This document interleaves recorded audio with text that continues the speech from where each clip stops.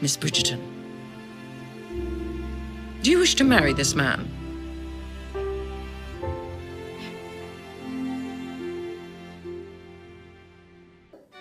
Like Love is Blind, Squid Game and Tiger King before them, Bridgerton has become a Netflix juggernaut, with each season binged quicker than you can say, "Lady Whistledown."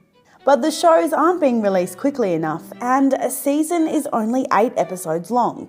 So, what is a ton obsessive supposed to do?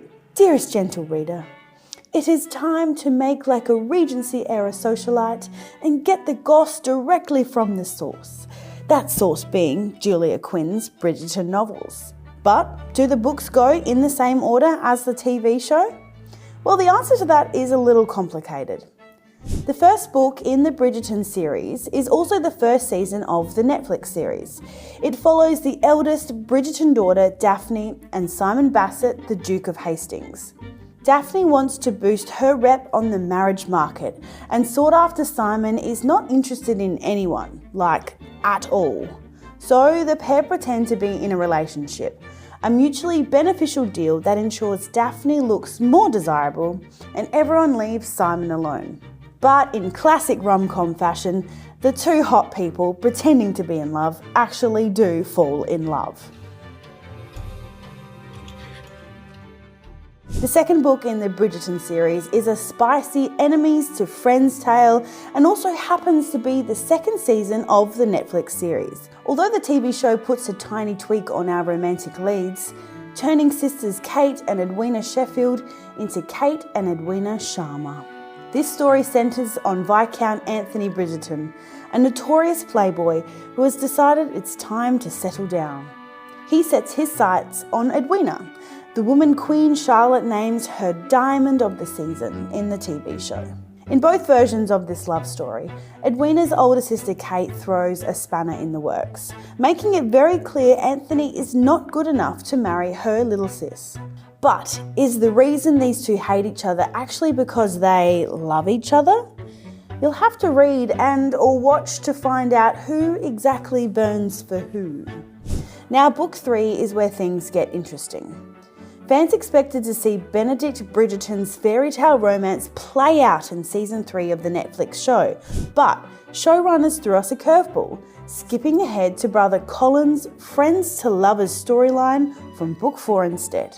That book follows wallflower Penelope Featherington and her not-so-secret crush on third oldest Bridgerton brother Colin, who has put Pen firmly in the friend zone, or so it may seem.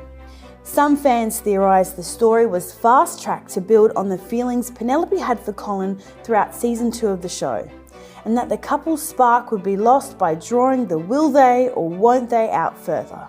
Others speculate it may be related to the recast of Francesca Bridgerton, the younger sibling who gets a bigger role in season 3.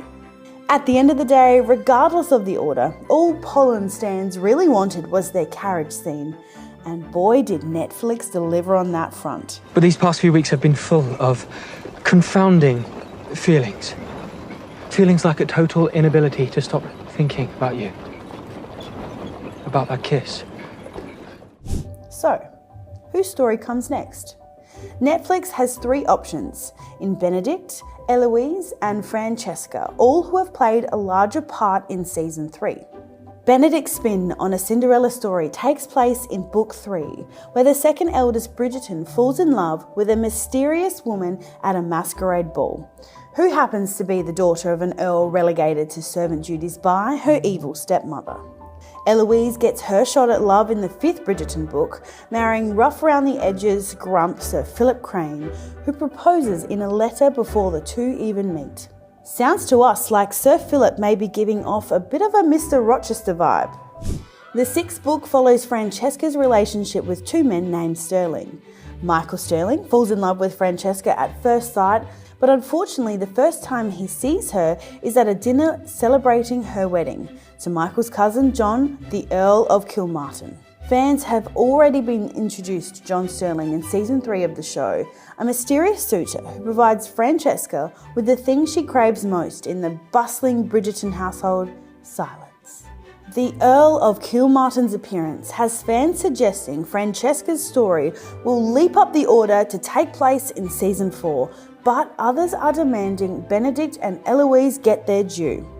So, what about the remaining Bridgertons, who are supposed to be around 16 when season 3 takes place? Well, the 7th book centres on the youngest Bridgerton, Hyacinth, who is asked by Gareth St. Clair for her help in translating an old diary. Despite a less than perfect knowledge of Italian, she agrees, and the pair embark on a complicated journey positively stuffed with secrets. Oh, and love. And Gregory Bridgerton gets his time to shine in the 8th and final book of the series. Gregory falls in love with Miss Hermione Watson, who happens to be in love with someone else.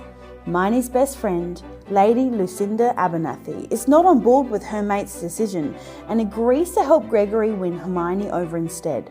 But then Lucinda falls in love with Gregory. The bad news? She's engaged. So there you have it. More Bridgerton love stories than you can wave a dance card at. And if you're worried about the show losing steam before you get to see your favourites on screen, never fear. The show's producers have confirmed they are committed to bringing all 8 stories to life.